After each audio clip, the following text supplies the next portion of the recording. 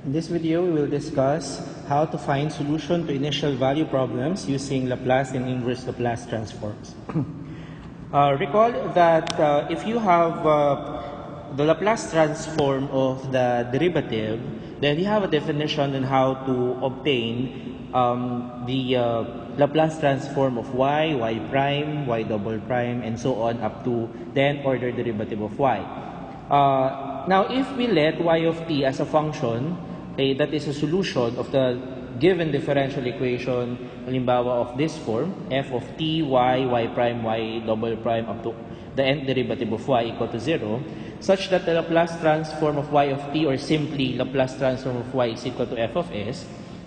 Our definition of the Laplace transforms of derivatives will be the following. Laplace of y prime is equal to s capital F of s minus y of 0. Laplace of y double prime is s squared, f of s minus s y of 0 minus y prime of 0. Laplace transform of y triple prime is s cubed f of s minus s squared y of 0 minus s y prime of 0 minus y double prime of 0. From our previous definition, we are using f of s, small f of s here, no? Small f of s, or f of 0 rather, small f of 0, f of 0, f prime of 0. But since now we are introducing by definition that your solution is a function of y and t, or y is a function of t, then instead of using small f, we use y. Okay, y of 0, y prime of 0, and so on. Okay, but we are using the same definition. So here are the steps on how to solve for an initial value problem. Okay, we first take the Laplace transform of both sides of the differential equation, impose the given initial conditions. Since we have initial value problems, we should be given initial conditions. An example of an initial condition will be this: y of 0 equals 1, y prime of 0 equals negative 2. The number of initial conditions needed for us to be able to get the particular solution of a given initial value problem is the same as the order of the differential equation. So if the order is just order 1, then you only need one initial condition. If it's order 2, then you need two initial conditions, and so on, for you to be able to get the particular solution. Okay, remember that we want here the particular solution. Okay, so without any arbitrary constant. So after imposing the given initial conditions, we isolate capital F of s. Now from our previous definition, we say that the Laplace transform of the solution y of t is equal to capital F of s. So if we isolate f of s, we are now having the Laplace transform of the solution. Okay, right? Kasi when we impose or when we use this definition, okay, dun sa first step, di ba, Laplace, get the Laplace transform of the both sides of the equation. So dun sa left-hand side ng equation mo, merong mga derivatives doon. Gagamitan natin itong mga definition na yan. Okay? So kapag ginamitan natin, may lalabas doon na terms na may capital F of s. And so, if we follow the steps, okay, on the third step, ay magkakaroon tayo, or there is a way on how we can isolate capital F of s. And since capital F of s is the Laplace transform of the solution, when you now get the inverse Laplace transform of capital F of s, makukuha natin ngayon will be our solution y of t. Because again, since Laplace transform of y of t is f of s, then it follows that y of t is equal to the inverse Laplace of capital F of s. So let's take some examples. Let's say you have this first order DE, y prime minus 2y equals e to the 3t, given the initial condition y of 0 equals negative 5. Okay, let's solve using Laplace and inverse Laplace transforms. Okay, so let's take the Laplace transform of both sides of the equation. So you have Laplace of y prime minus 2y is equal to Laplace of e to the 3t. Now, we take the Laplace transform term by term. So, Laplace of y prime minus 2 Laplace of y is equal to Laplace of e to the 3t. Now, by definition, the Laplace transform of y prime is s capital F of s minus y of 0. And then minus 2 Laplace of y is capital F of s. is equal to the Laplace of e to the 3t is 1 over s minus 3. Now, next step is to impose the given initial condition. So we know that y of 0 equals negative 5. Therefore, we just replace in our equation y of 0 by negative 5. So you have s f of s minus negative 5 minus 2 f of s is equal to 1 over s minus 3. So you have here s f of s plus 5 minus 2 f of s is equal to 1 over s minus 3. Then the next step is to isolate capital F of s. So ibig sabihin, lahat ng may f of s itira sa kabilang side, lahat ng walang f of s ilipat sa kabila. So you will have here s f of s minus 2 f of s is equal to 1 over s minus 3 minus 5. So we can rewrite the right hand side as a single fraction and then factor out the left hand side. Okay, factor out f of s. So you have f of s times s minus 2 is equal to s minus 3, 1 minus 5 times s minus 3. Okay, which gives us now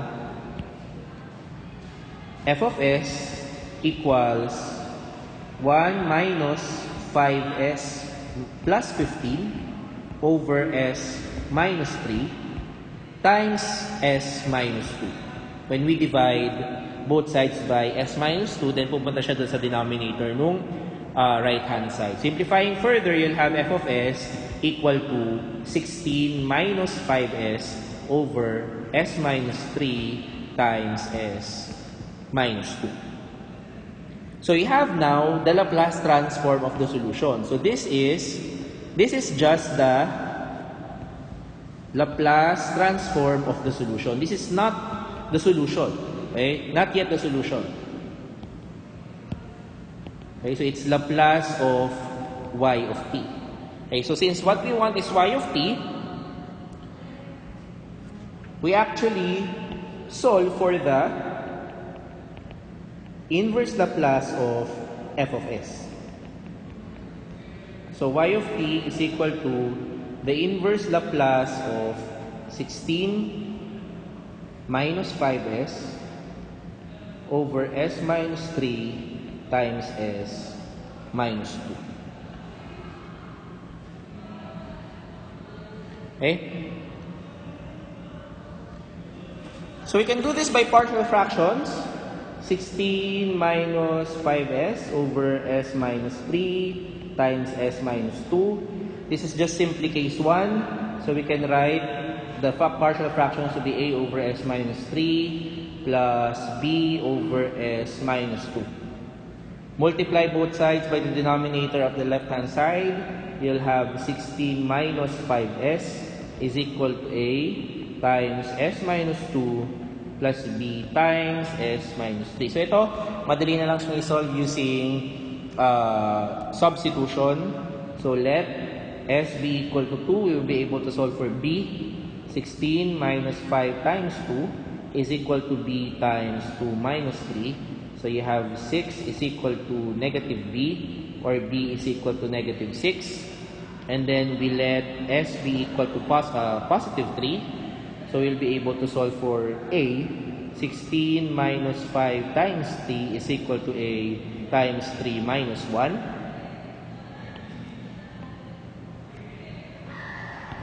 Or you have 1 equals,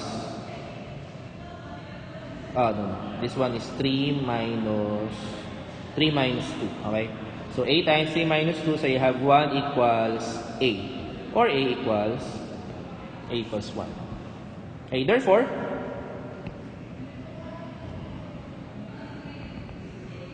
y of t can be written as the inverse Laplace of a over s minus 2 plus Laplace transform of b. So, pinaghiwalay ako na, no? Negative 6 over s minus, a over s minus 3 rather.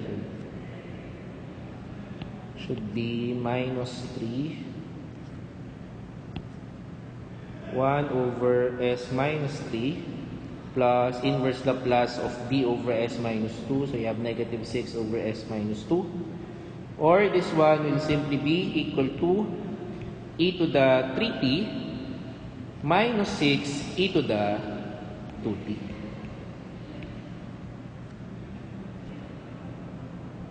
Alright, next example. Let us have y double prime minus 3y prime minus 4y is equal to negative 16t.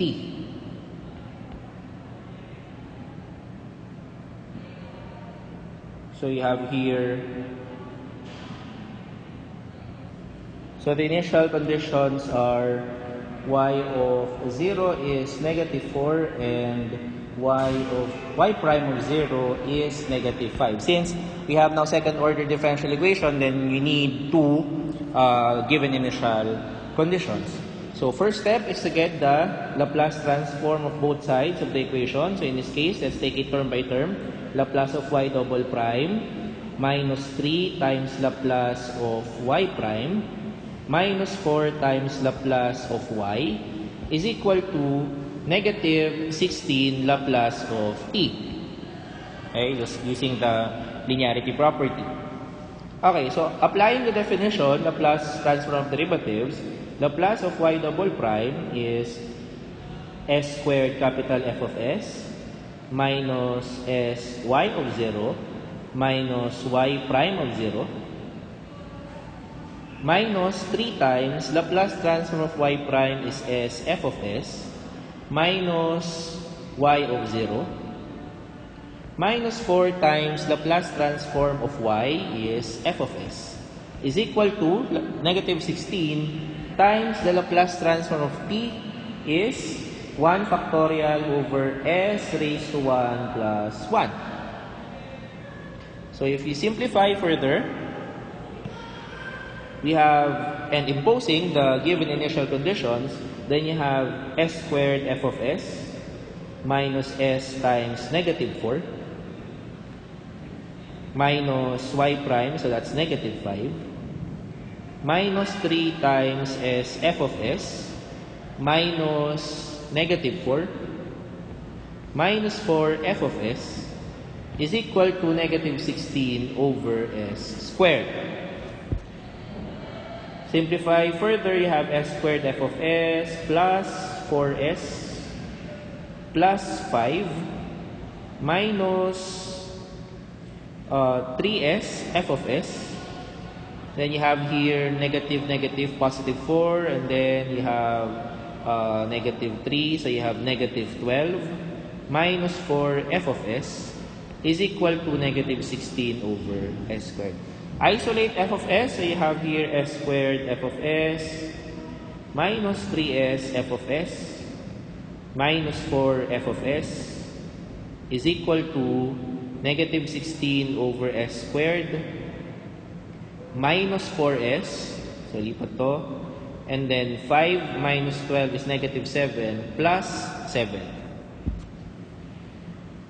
So factoring out here f of s, you'll have f of s times quantity s squared minus 3s minus 4 is equal to, get the LCD, as a single fraction you have s squared. Okay, s squared, and you have negative 16 minus 4s cubed plus 7s squared. And so, f of s is equal to negative 16 minus 4s cubed plus 7s squared all over s squared times s squared minus 3s minus 4. Again, this is the Laplace transform of your y of t, of your solution. Okay, so we now take the inverse Laplace transform of your f of s, so y of t is equal to inverse Laplace of negative 16 minus 4s cubed plus 7s squared all over s squared times s plus 1 times s minus 4. So we already factored out the s squared minus 3s minus 4. Okay? Dun na factor sa denominator. No? So, you have negative 16 minus 4s cubed plus 7s squared all over s squared times s plus 1 times s minus 4. Pag pinartial fraction natin to, since meron tayong repeated factor, which is the s, okay? So, it's a combination actually of case 1 and case 2. So, you have linear factors but some are repeated. So, the s factor is repeated. And so, kapag gumawa tayo ng partial fraction, it looks like this. So, you have here a over s plus b over s squared. Doon sa repeating na linear factor, tigisang constant sa numerator pero bawat term dapat ay papaakyat o actually pwede rin papababa, no, yung exponent hanggang sa s to the n, no, kung ano man yung n, kung ano man yung exponent niya. So pwedeng mauna a over s squared plus b over s o kaya naman ito a over s plus b over s squared, no. So yan yung dalawang unang factors natin or dalawang terms rather doon sa partial fraction. Now, yung next natin na term doon sa partial fraction will be two unique factors na. That will be c over s plus 1 plus d over s minus 4. Okay, so basically you have we have four unknowns, okay, four constants here to solve. Alright, so multiplying both sides by the denominator of the left-hand side, so you'll have negative 16 minus 4s cubed plus 7s squared is equal to a times s plus 1 times s minus 4 plus b times s plus 1 times s minus 4 plus c times s squared times s minus 4 plus d times s squared times s plus 1. Now, by substitution, since tatlong unique factors yung meron tayo, s plus 1, and s minus 4, then by substitution, we can actually solve readily three unknowns. No? So, yung pang-apat, madali lang natin masosolve later on kapag nasolve na natin yung tatlo. So, what are we going to use? We substitute s equal to 0, okay? Let s be equal to 0. Mawawala yung may factors na s and s squared, so ang matitira si b. We will be able to solve for b. So you have negative 16 minus 0 plus 0 is equal to b times 0 plus 1, 0 minus 4. So you have negative 16 is equal to negative 4b, or b is equal to positive 4. Now, we set s be equal to negative 1. Okay, let s be equal to negative 1. We'll be able to solve for c. Okay, so you'll have negative 16 minus 4 times negative 1 cubed plus 7 times negative 1 squared is equal to c times negative 1 squared negative 1 minus 4.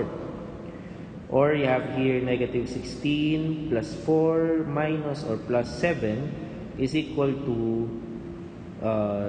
c times negative 1, so 1 squared, negative 5c. So negative 6 plus 11 is negative 5 is equal to negative 5c, or c is equal to positive 1. And then we can let s be equal to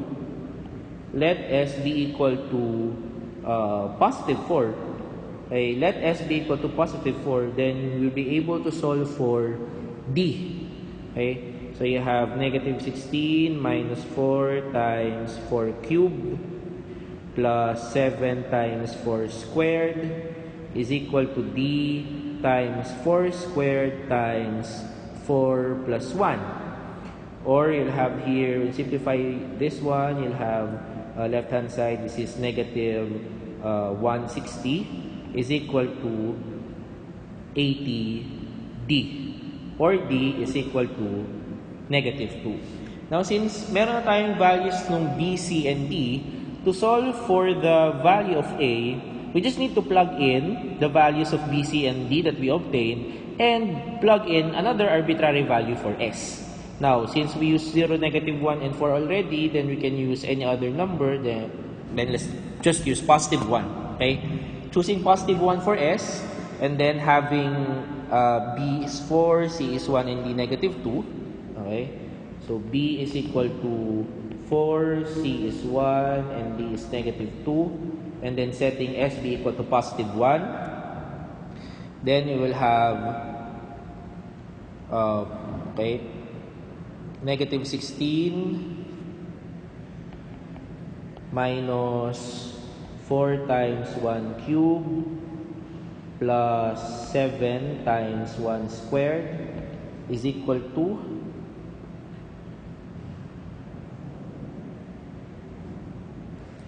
so solving for A now, plugging into our equation, and again plugging in B, C, D, and S equals 1, then we will be able to get A equals -3. Therefore, y of t is equal to the inverse Laplace transform of -3 over S plus 4 over S squared plus 1 over S plus 1 plus -2 over S minus 4. So taking the inverse Laplace transform, we'll get y of t is equal to, this is -3 plus 40 plus e to the -t minus 2 e to the 40.